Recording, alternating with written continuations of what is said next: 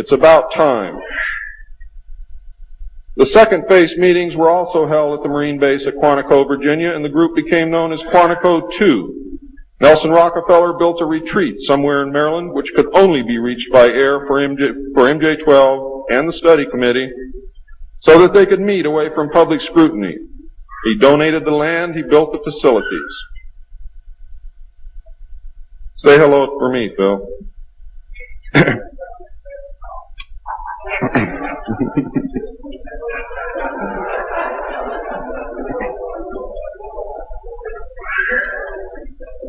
So that they could meet away from public scrutiny. The secret meeting place is known by the code name the Country Club.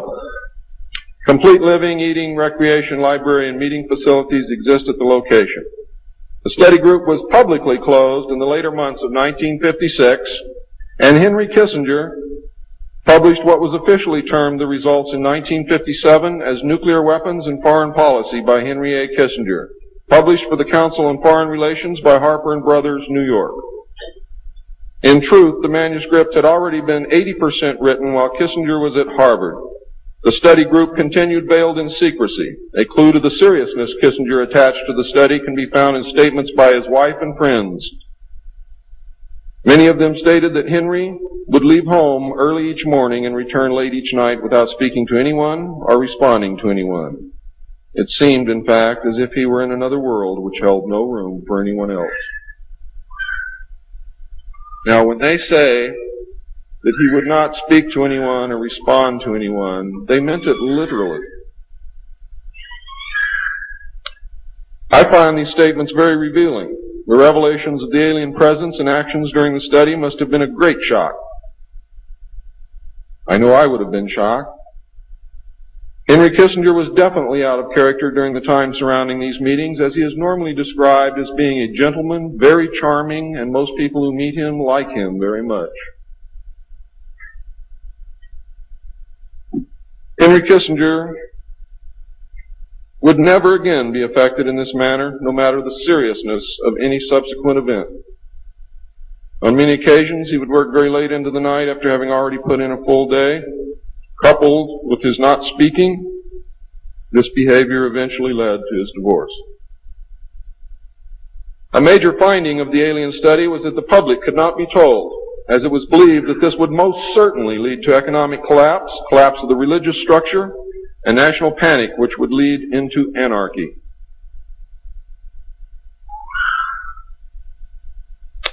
Secrecy thus continued. An offshoot of this finding was that if the public could not be told, then the Congress could not be told. Thus, funding for the projects and research would have to come from outside the government. There are some things beginning to fall into place. Without aliens, you cannot make sense of anything else that's been happening for the 44 years. You put the aliens in the middle of this stuff and you've got all the answers. Every one of them. In the meantime, money was to be obtained from the military budget and from CIA confidential non-appropriated funds.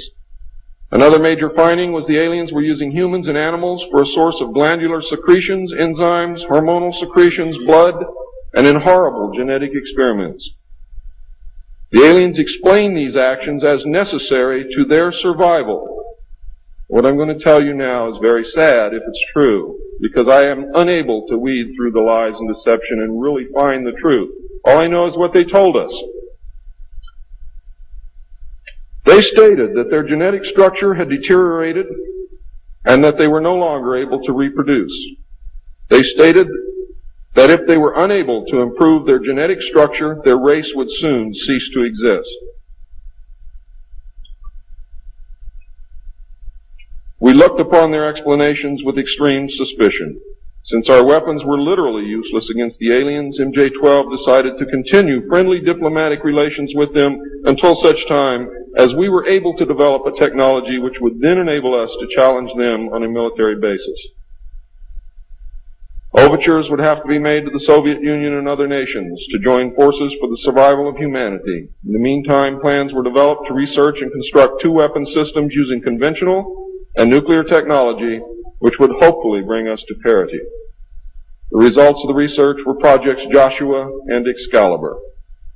Joshua was a weapon captured from the Germans, which at that time was capable of shattering 4-inch thick armor plate at a range of 2 miles using low-frequency aimed sound waves.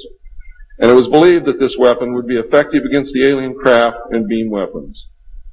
Excalibur was a weapon carried by missiles not to exceed 30,000 feet above ground level, not to deviate from designated target more than 50 meters, that would penetrate 1,000 meters of tufa hard-packed soil such as that found in New Mexico, would carry a 1 megaton warhead, and was intended for use in destroying the aliens in their underground bases.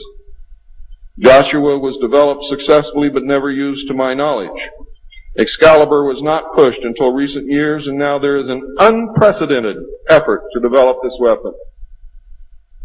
The people who are working on these weapons tell us that they have never been pushed so hard in their history working on any project than they are being pushed to develop Project Excalibur.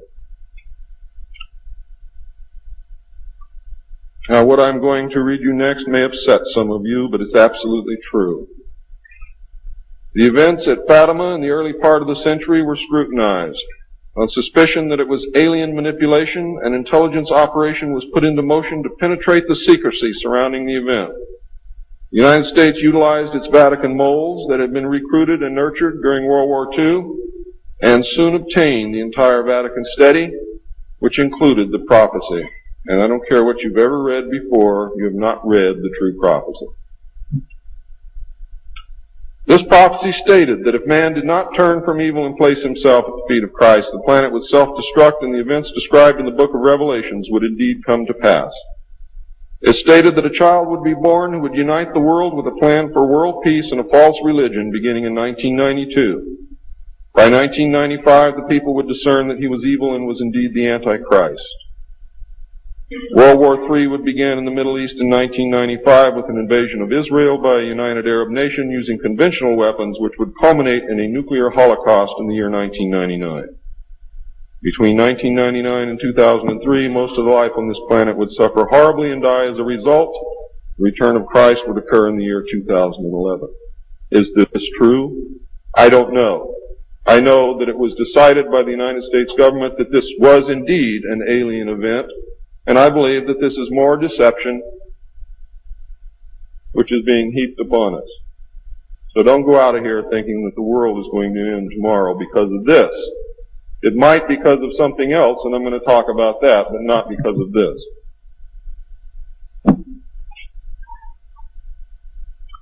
When the aliens were confronted with this finding, they confirmed that it was true. The aliens explained that they had created us through hybridization and had manipulated the human race through religion, Satanism, witchcraft, magic, the occult, secret societies, etc. They further explained that they were capable of time travel and the events would indeed come to pass. Later exploitation of alien technology by the United States and the Soviet Union utilizing time travel confirmed that indeed something bad was going to happen. The aliens showed a hologram which they claimed was the actual crucifixion of Christ, which the government filmed. We did not know whether to believe them or not. Were they using our genuine religions to manipulate us? Or were they indeed the source of our religions with which they had been manipulating us all along?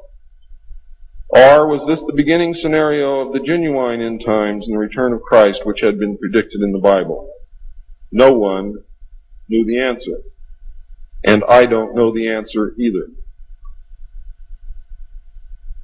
A symposium was held in 1957 which was attended by some of the great scientific minds then living. It was held in Huntsville, Alabama. They reached the conclusion that by or shortly after the year 2000, the planet would self-destruct due to increased population and man's exploitation of the environment without any help from God or the aliens.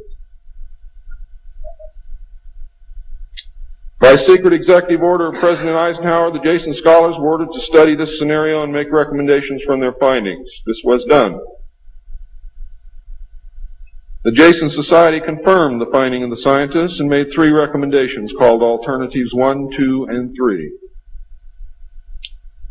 Alternative 1 was to use nuclear devices to blast holes in the stratosphere from which the heat and pollution could escape into space. I'll buy heat, but I'll never buy pollution.